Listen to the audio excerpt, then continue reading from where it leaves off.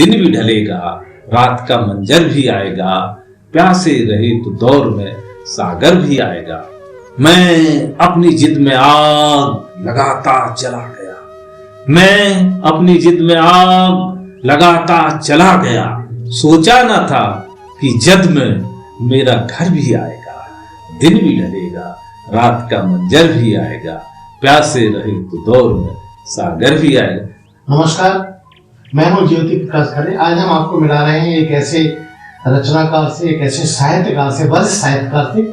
चलिए आपको मिलाते हैं डॉक्टर रामशंकर भारती जी से। नमस्कार भारती जी। जी नमस्कार ज्योति जी, कैसे हैं भाई? जी मैं बिल्कुल ठीक हूँ, मोटा हूँ। भाई आप स्वस्थ रहें। भारती जी, जैसा कि हमने उल्लेख किया 40 साल आपका लेखकीय योगदान है समाज में। जी जी जी। क्या क्या आपने शुरू कहाँ से हुआ ये आपका, आप हमारे दर्शकों को बताइए। जी, ये जो हमारा लेखन का शुरुआत जिसको मैं कहूँ, मैं तो जन्मजात संस्कारी कवि हूँ और कभी केवल कविता ही नहीं लिखता, कवि के अंदर जितनी भी ललित कलाएं हैं वो सब मुझे अपने पिताजी जो हमारे गंधर्व थे श्री गंगादीन जी, उनसे मिली। क्योंकि मेरा गांव ही सुरीलियों का गांव है, कला नगरी है केवलारी। और कहाँ पे ये आप जनपद जालौन का जो मुख्यालय उरई है, वहां से जब हम 40 किलोमीटर पश्चिम में आते हैं, वैसे कोंच तहसील से एक 14 किलोमीटर दूरी पे ये केवलारी नदीगांव ब्लॉक है, विकास खंड है, बड़ा पिछड़ा हुआ क्षेत्र रहा। जी जी। उसका केवलारी गांव है और उसको 2 नाम है उस गांव के, और वो है नाम दोनों पंजीकृत है राजस्व में भी, कैलाश नगर केवलारी। अच्छा। तो उसके कैलाश नगर के कारण उसमें 4 शिव मंदिर चारों दिशाओं में है। गांव में जब आप प्रवेश करेंगे किसी भी दिशाओं, 4 दिशाओं से, तो आपको शिव मंदिर मिलेंगे। तो ये मेरे आज स्वयं का शोध है और पूर्वजों ने भी बताया, शायद इसलिए इस गांव का नाम कैलाश नगर रखा गया। तो वहां से मेरी कविता, चूंकि हमारे परिवार का ऐसा संस्कार वातावरण था, पिताजी मेरे गंधर्व थे, रामलीला के व्यास थे, और उस जमाने में मेरे भाई भी आकाशवाणी से जुड़े थे, वो भी हाई ग्रेड के सिंगर थे और उस जमाने के अच्छे गायक थे वो। तो मैं आपको बताऊं कि मैं 70 के दशक से नवनीत और कादम्बनी, गिरजा शंकर भाई की नवनीत, और उस समय कादम्बनी के संपादक रामानंद दोषी हुआ करते थे। जब मैं 9वीं 10वीं का विद्यार्थी था तब ये पत्रिकाएं पढ़ता था, शीला झुनझुनवाला का साप्ताहिक हिंदुस्तान और धर्मयोग धर्मवीर भारती, जब वो सब संस्कार। अब ये पत्रिकाएं गांव में क्या, जिले में 1-10-5 प्रतियां आती होंगी, ऐसा मेरा मानना है। चूंकि अब शहरों में भी कम है, अब तो खैर पत्रिकाओं का दौर धीरे धीरे समाप्त हो रहा है। उनको पढ़ते हुए और अपने परिवार के संस्कार लेते हुए, ये संस्कार मुझे एक तरह से विरासत में मिले हैं, कविता या संगीत साहित्य के। जी। तो असल में आपकी लेख की यात्रा, जी जी, रचनात्मक यात्रा शुरू कब से हुई? जी, मेरी जो पहली कविता है, हम लोग गांव में, मैं 78 तक रहा और इसके बाद जब डिग्री कॉलेज में पहुंचा, हमारी कोंच तहसील है केवलारी गांव की, तो वहां पहुंचा तो वहां भी हमारे जो गुरु जी थे वो सब साहित्यिक व्यक्ति थे। तो कीर्ति शेष है मिथिलेश कुमार द्विवेदी जी, वो हम लोग उनसे प्रभावित थे। तो हम लोग वो आम के बगीचे में बैठ करके, बाग था बहुत बड़ा, मथुरा प्रसाद महाविद्यालय उस कॉलेज का नाम है वर्तमान में, तो उस समय उसमें आम के बाग थे, तो हम लोग वहां बैठ करके कविताएं लिखते थे। तो पहली कविता का जो प्रकाशन हुआ कॉलेज की पत्रिका में हुआ, और जब मैं एमए कर रहा था तब हुआ, और वो भी हुआ दयानंद वैदिक कॉलेज उरई से। हमारे प्राचार्य जी थे डॉक्टर रामस्वरूप खरे, उन्होंने मेरी कविता पढ़ी और उस कविता को, मैं छात्र संपादक भी था उस पत्रिका का, ये भी मुझे गौरव मिला। तो मेरी कविता उन्होंने छापी। तो वो कविता आपको आज याद है? हाँ, उसकी कुछ पंक्तियां। हाँ, मेरी कविता की लाशों का ढेर हो गया हमारा देश, लाशों का हिमालय हो गया हमारा देश, जिससे उजले गिद्ध नोच नोच कर खा रहे हैं। ये चूंकि अतुकांत कविता थी तो पूरी तो मुझे इस समय याद नहीं है, लेकिन ये उसकी प्रारंभिक पंक्तियां थी। यहाँ से आपकी यात्रा। हाँ, ये मतलब प्रिंट मीडिया में पहली बार मैंने अपना नाम या तो विवाह के कार्ड में छपा हुआ देखा, इसके बाद उस पत्रिका में देखा। जी जी जी। उसके बाद फिर क्या हुआ? हाँ, उसके बाद जब मैं ग्रेजुएशन करने के साथ ही मैं शिक्षण कार्य से जुड़ गया और जीविकोपार्जन भी जरूरी। हाँ, तो अपने जो विद्या भारती है एक शैक्षणिक संस्थान है पूरे देश का, और जो संस्कार क्षम शिक्षा देने के लिए मैं समझता हूँ विश्व का एकमात्र संगठन है जो बहुत ही एक तरह से हम कहें कि समृद्ध शिक्षा देता है राष्ट्रवाद की, अपने देश की संस्कृति को अगर पढ़ना समझना है, जीवन मूल्यों को जीना है, तो विद्या भारती के विद्यालयों को पाठ्यक्रम और वहाँ की शिक्षण पद्धति से ये चीजें हमको मिलती। तो मैं विद्या भारती के सरस्वती शिशु मंदिर में वैधानिक रूप से वहाँ एक आचार्य हो गया जी, और वहीं से अपना शिक्षण कार्य करता था। और वो जालौन जो हमारा कस्बा है, तो वहाँ बड़ा सांस्कृतिक माहौल है। अनेक उस काल के कवि, जिनमें अभी एक देश के माने हुए मंची कवि हैं संतोष कुमार, नवरस सोनकिया जी, रविंद्र शर्मा जी जो डॉक्टर आनंद के मानद पुत्र हैं, दत्तक पुत्र हैं, ये लोग देश के माने कवि, ये सब लोग वहाँ, एक मोहल्ला है गीत गली जिसको पुरानी नजाई या मोहल्ला गणेश जी कहते हैं, ये सब लोग वहाँ रहते थे। इस कारण मैं उनके सब संपर्क में रहा और वहीं से कविता लिखने का एक अपना क्रम चलता रहा, गोष्ठियों में जाता रहा। तो फिर आप जैसा आप बताएं कि आप जीविकोपार्जन के लिए विद्या भारती स्कूल में आपका नियुक्ति हुई, फिर कहाँ रहे देश में आप? देखिए, हम इसको ये मानते हैं कि हम लोग संघ से 1977 में जुड़ गए थे, तो ऐसा कुछ लगता नहीं था कि कोई हमको अधिक कोई मानदेय या धनराशि मिलती है, लेकिन एक देश सेवा जैसी बात हम लोगों को सिखाई गई, तो वो ऐसी घुल मिल गई थी। तो जो आर्थिक जीविकोपार्जन वाला पक्ष है वो तो साथ था ही, लेकिन उसके साथ एक मन में एक ऐसा विश्वास हो गया था कि भाई हमें कुछ करना है देश के लिए और बच्चों के माध्यम से कुछ संस्कार देने हैं। और मैं आपको बताऊं, जो पहली तनख्वाह जिसको मासिक वेतन कहे या मानदेय कहे, 115 रुपए 1982 में मिलते थे। 115 रुपए बहुत हुआ करते थे। और वहां से लेके मैं 98 तक मैं एक वरिष्ठ शिक्षक के नाते जालौन कस्बे में आचार्य रहा, और मेरे साथ बड़ा वो रहा, हिंदी का शिक्षक था, लेकिन पूरे आचार्य काल में मैं अंग्रेजी ही पढ़ाई मैंने। ये भी मेरे साथ विरोधाभास है, हिंदी का शिक्षक मैंने अंग्रेजी पढ़ाता था। और इस कारण मैं 98 तक मैं वहां जालौन में रहा। फिर मुझे प्रधानाचार्य का दायित्व दिया गया, तो मैं यहाँ झांसी आया। तो संस्कार भारती के गठन से पहले हमने वहां अहेतुकी बड़ा नाम राजकीय महाविद्यालय के सारे प्रोफेसर्स, डॉक्टर ब्रह्मानंद पांडे, डॉक्टर त्रिवेणी दत्त शुक्ल, डॉक्टर पीएन अवस्थी, ये सारे लोग हमारे सहयोगी बने और एक संस्था बनाई गई, उसका नाम रखा अहेतुकी।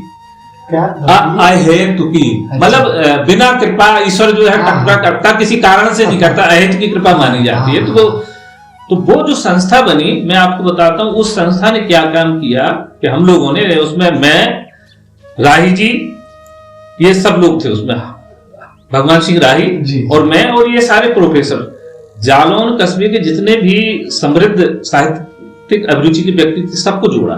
तो हम लोगों ने एक वार्षिक उत्सव किया और उसमें ऐसे ऐसे लोगों को छांटा जिनको कभी स्टेज नहीं मिलता, मंच नहीं मिलता। ये लगभग 87-88 की घटना है, कोई मंच नहीं मिलता था हम लोगों को। एक विकलांग था, ग्रामीण क्षेत्र के किसान थे, वो अनेक पक्षियों की बोली बोलते थे।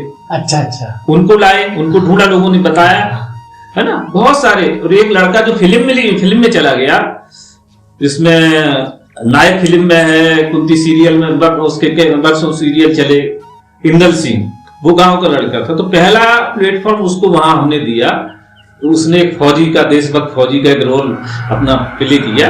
तो एक ऐसी संस्था बनी, उसके माध्यम से मैं करता क्या था, जितने भी वरिष्ठ साहित्यकार थे, बुजुर्ग साहित्यकार थे या जो अभावग्रस्त थे, उनको समृद्ध लोगों से चंदा लेके, सहयोग लेके उनको सम्मान करते थे। सम्मान में आज की जो सम्मान की परंपरा, जो परिभाषा होगी, वो तो सम्मान और पुरस्कार तो एनर्जेटिक बनाने की। हाँ, तो उनको हम लोग वो करते थे और वास्तव में उनको श्रद्धा पूर्वक उनका सम्मान करते थे कि ये है। उसमें डॉक्टर रविंद्र शर्मा जी के जो राष्ट्र कवि है, राष्ट्रीय मंचों पर जाते, पूरे देश विदेशों में जाते हैं, अच्छे गीतकार हैं।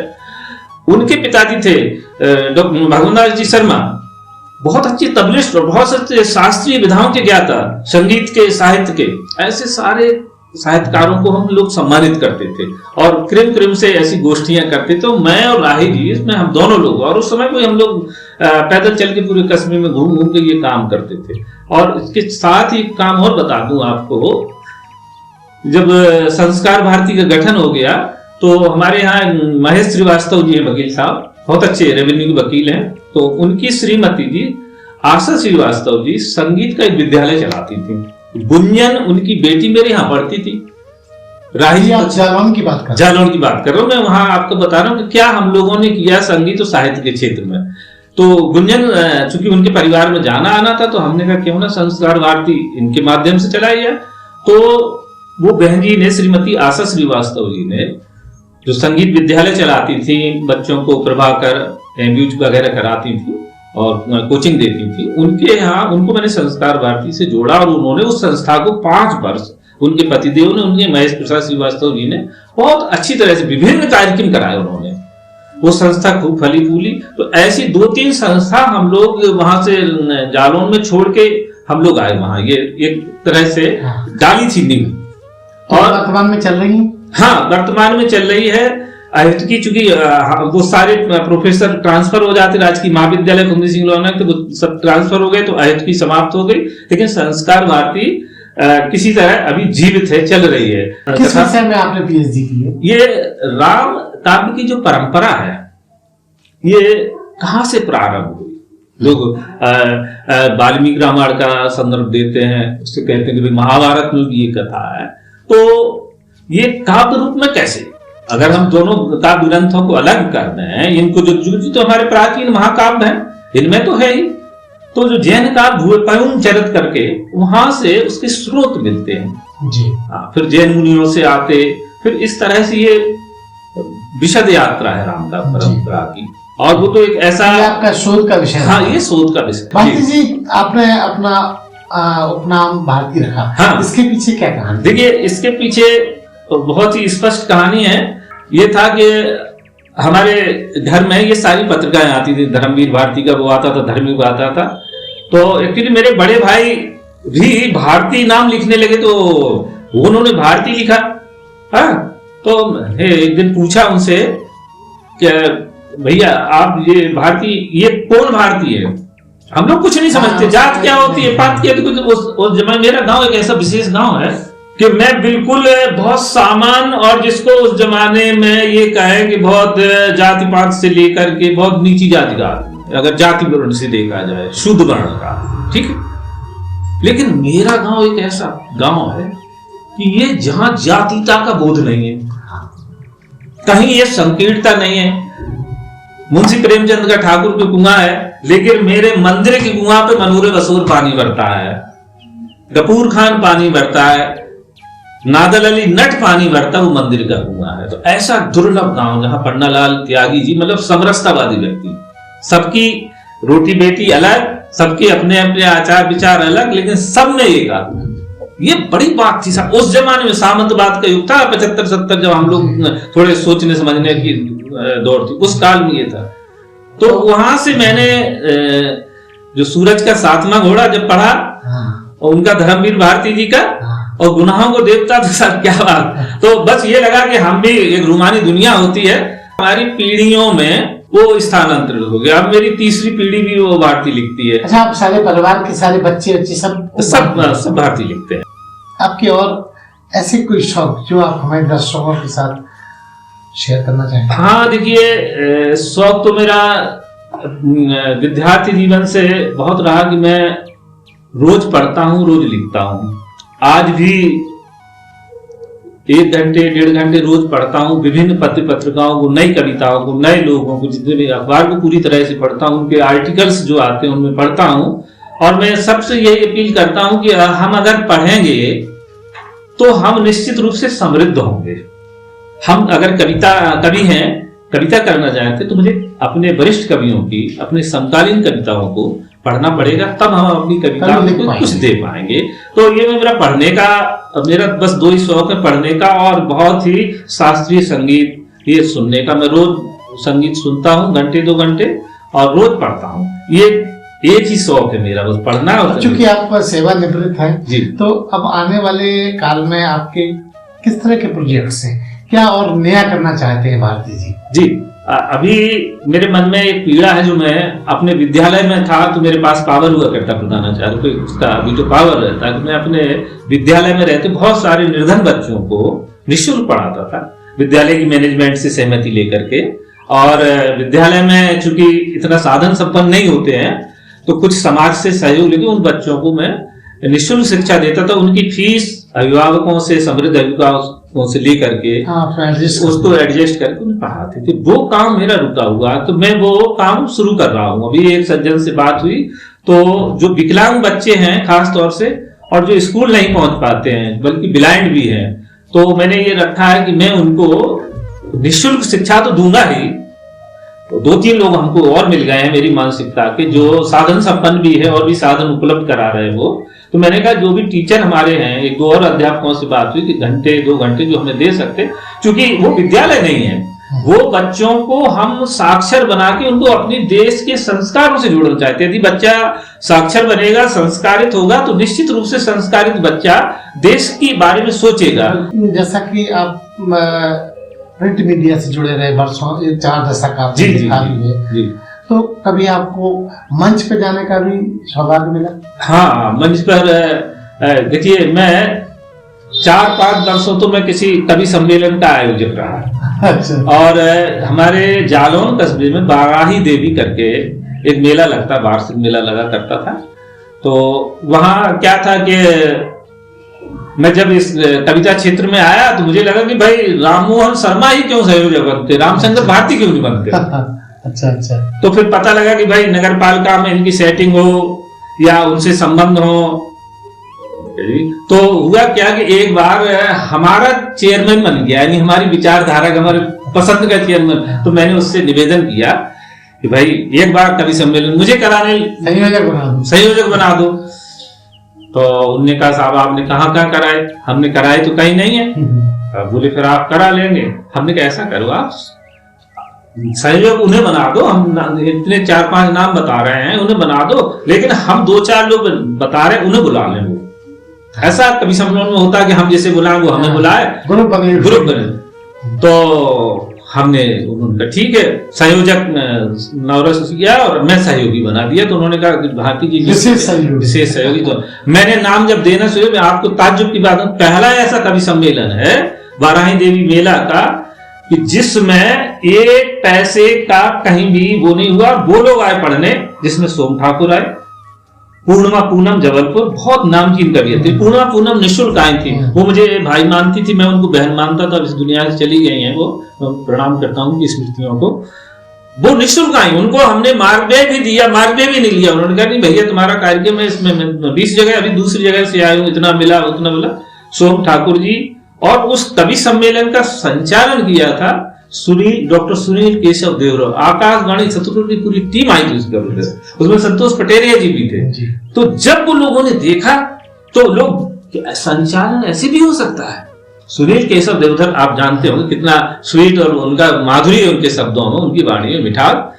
तो ऐसे 2-3 साल किए, फिर मुझे धीरे धीरे उन कार्यों से वितृष्णा हो गई। मंच की जो राजनीति है, मैं आपको बताऊं, नीरज जी को मैंने एक बार बुलाया, श्रद्धेय नीरज जी को, बहुत देश के माने गए। और तो नीरज जी से जब मैंने, क्योंकि अखबार में भी लिखता था, तो नीरज जी का मैंने कहा कमेंट बताइए सर। तो उन्होंने कहा कि देखिए इस क्षेत्र में हम तो आ गए हैं, अब हमें तो इसी में जीना है, इसी में मरना है, लेकिन यदि आपको साहित्यकार बनना, साहित्य लिखना है तो इस क्षेत्र में न मत आइए, मंच पे ना। हाँ, मंच पे अगर आपको साहित्य को जिंदा रखना है। बोले वो दौर अलग था जिसमें राष्ट्रकवि मैथिली शरण गुप्त, बच्चन जी जैसे लोग हुए, माखनलाल चतुर्वेदी। आज का दौर दूसरा हो गया है, उसमें अब ये साहित्य की कोई आवश्यकता नहीं बची। अगर आप साहित्य सृजन करना चाहते हैं तो आप मंच की कविता, क्योंकि आप मंच की कविता लिख नहीं सकते, साहित्यिक व्यक्ति मंच की कविता नहीं लिख सकता है। आपकी कोई पुस्तक के रूप में जी मतलब ऐसा कोई साहित्य धरोहर बनी?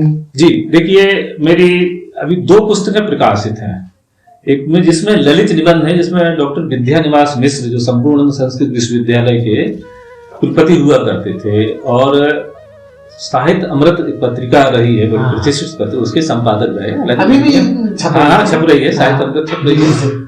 तो उनकी शैली से प्रभावित होकर के मैं उनके साथ आलोपी बाग वाराणसी में यायावरी में 10 दिन उनके घर रहा। जबरदस्ती उन लोगों ने कहा वो तो बड़े कर्मकांडी है, ये है वो है, लेकिन अरे साहब इतने महान व्यक्ति थे वो, पूछो नहीं है सर। तो उनकी शैली मुझे बहुत अच्छी लगी, उससे प्रसाद लेकर के जो भी मैं सीख पाया।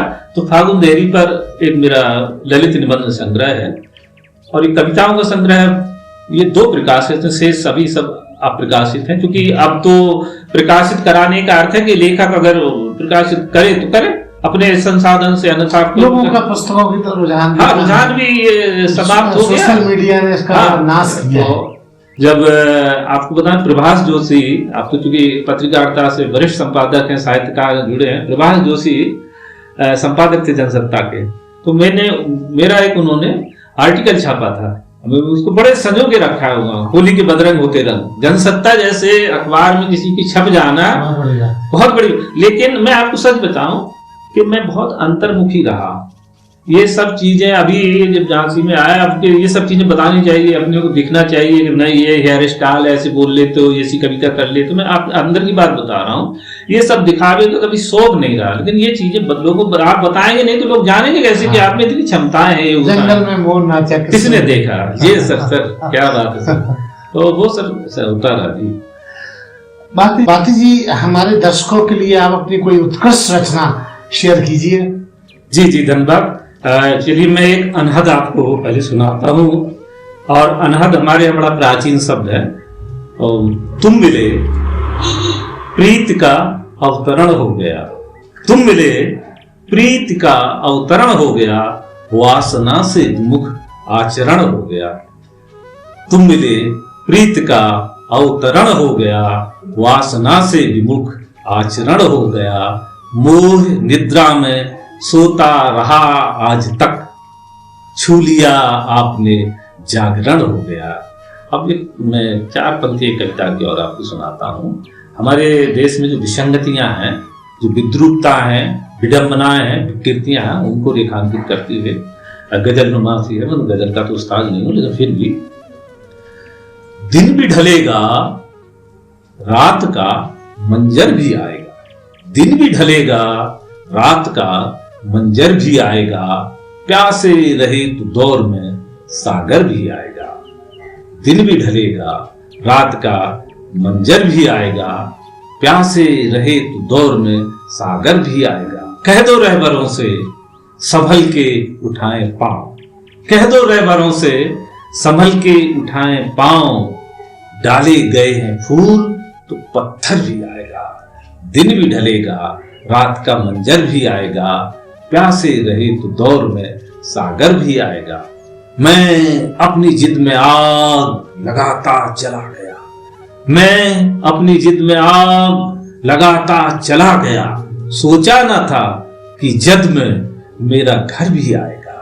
दिन भी ढलेगा रात का मंजर भी आएगा, प्यासे रहे तो दौर में सागर भी आएगा। हिंदी साहित्य में गीत काव्य है, थोड़ी सी शास्त्रीय बात मैं इसलिए करता हूं कि वो भी उसकी जानकारी भी हमारे दर्शकों श्रोताओं को वैसे है, लेकिन पुनर्स्मरण की दृष्टि से कि एक नवगीत शैली है।